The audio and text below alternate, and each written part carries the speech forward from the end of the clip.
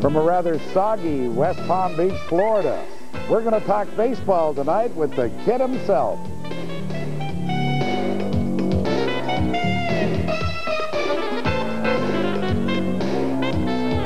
If you would like to call the program tonight, it's 1-800-461-2977. Hello, everybody. I'm Pat Marsden.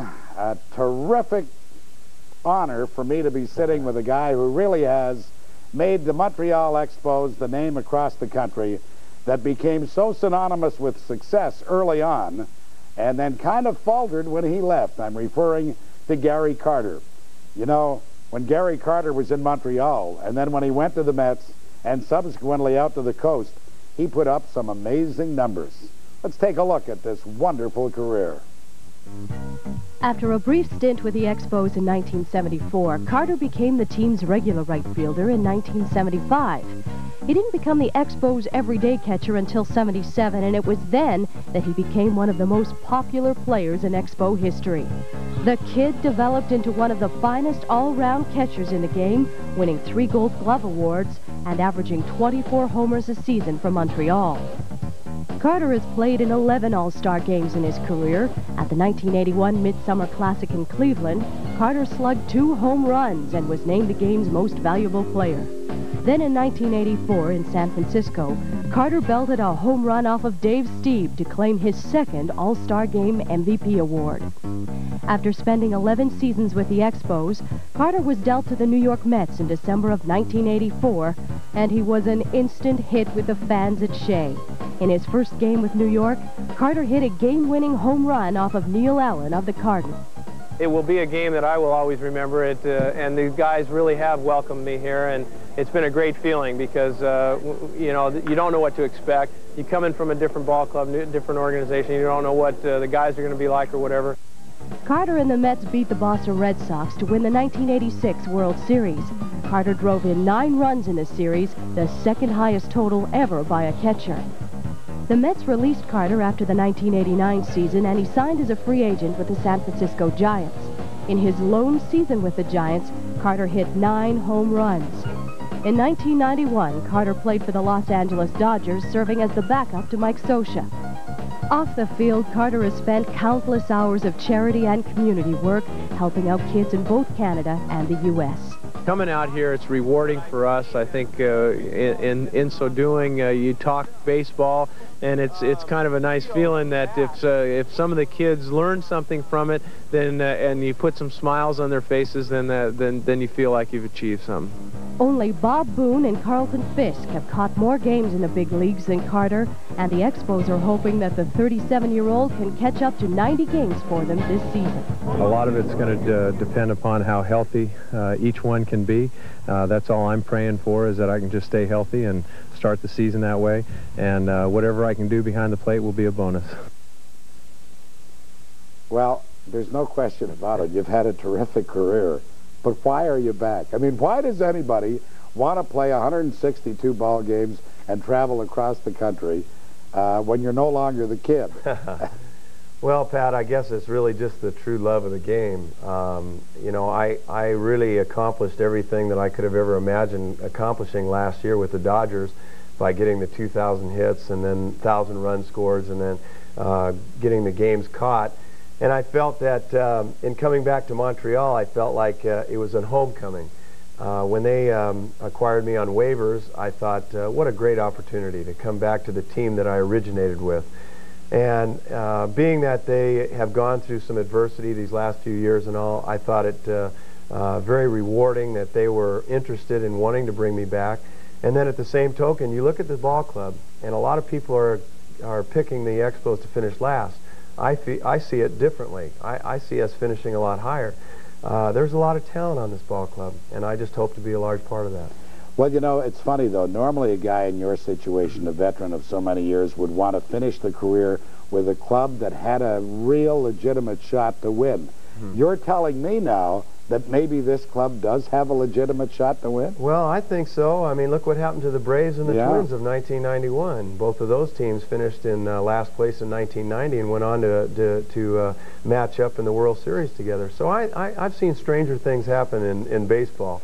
But really, I'm very proud to be back with the organization, reuniting some friendships, and, you know, for the most part, just having the opportunity of putting on the gear once again, Pat. Gary, you know, when you left, or at least during the 80s, you had a terrific ball club, and the Expos were to be the team of the 80s, and that never really materialized. We're going to talk about what you think the reason for that was. And the other thing I want to know about is, why did so many guys leave Montreal? But why don't we do that when we come back? Okay. Gary Carter is our special guest. We're live from West Palm Beach in Florida. A soggy day, I might add, but a good day for Gary. He's really hitting the ball well. We'll be back after this time out.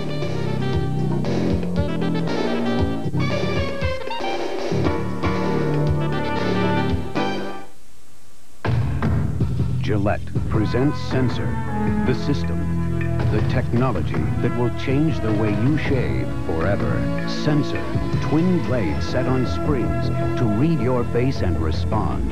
Independent suspension to sense and adjust to every curve of your face. No other razor comes close. Gillette Sensor, for the best shave a man can get.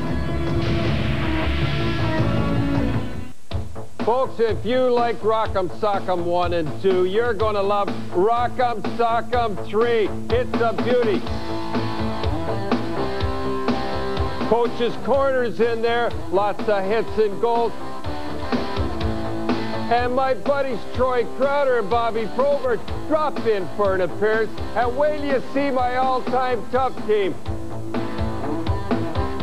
Rock'em Sock'em 3, you're going to love it. I'm just excited to be back in uniform and back with a club that has wanted me and are accepting me back here with welcome arms, and it's just a tremendous feeling. Well, you know, I suggested that the Expos were supposed to be the team of the 80s, and Right. It didn't happen. And I know you don't want to dwell on the past, but I haven't had an opportunity to find out your impressions of what went wrong. What do you think happened? Oh, gosh, I don't really know. I can't really pinpoint one thing in particular, Pat, but I'd say that the downfall was us losing out in 1981 with the Rick Monday home run. Yeah. We should have won. We probably should have won in 79 and probably in 1980 as well, but we just fell a little short. We had some injuries. I think what hampered us, too, is that we had a lot of makeup games in September because at that time we still didn't have the roof on the stadium. Mm-hmm. And, you know, yes, we had some good ball clubs. And then in 1982, we made some changes, traded Larry Parrish to the Texas Rangers and got Al Oliver in return. Still had a good ball club, but when changes start happening, it's like if you remember the Dodgers when they had that infield of Steve Garvey, Right. Davey Lopes, Bill Russell, and Ron Say. When they started breaking up, well, that started the demise of their team. I think that's what really transpired with us as well. The young arms that we had, the Bill Gullicksons, the Charlie Lees, the Steve Rogers, guys like that. You know, unfortunately, the years that we should have won, another year tacked onto that, they get a little older, and some of them start to, you know, phase out and go to other ball clubs or are traded or something of that nature. And that's what I would pinpoint it as being, is just that changes created a different chemistry on the ball club, and it kept it from winning. Well, there's no question that there is a different atmosphere in Montreal right now. Can Gary Carter revive it? Well, what do you think? Let's go to the telephones right now to Jacket River, New Brunswick. Bruce, you're our first caller tonight. Go ahead. Hi, Gary. How you doing, Bruce? Good. Do you think that your contribution to the Expos can help them go from last to being a possible contender this year? Well, I certainly hope so. I think the biggest thing is that I've got to be healthy first. We've got a few little minor nagging injuries going on amongst the ball club right now. Yvonne Calderon's having the same kind of symptoms that I'm having, a little tennis elbow in my throwing arm. And I think it's just, you know, these last couple of weeks, hopefully that'll be resolved. But I'm just hoping that whatever my contributions will be, I think that the main reason that they acquired me was for the experience and the knowledge. of knowing the hitters around the league and to help Darren Fletcher and the younger pitchers. I mean, Dennis Martinez, he knows what he's going to do on the mound. Mark Gardner, a Kenny Hill, a Chris Nabholz, a Brian Barnes, a Chris Haney, those guys might need a little nurturing, and you know, hopefully I can be the guy to help that. Has management sat down with you and said, this is what we're looking for this year? Have they said, like, we want you to be active in the room, or we want you to have 350 at-bats? What have they said?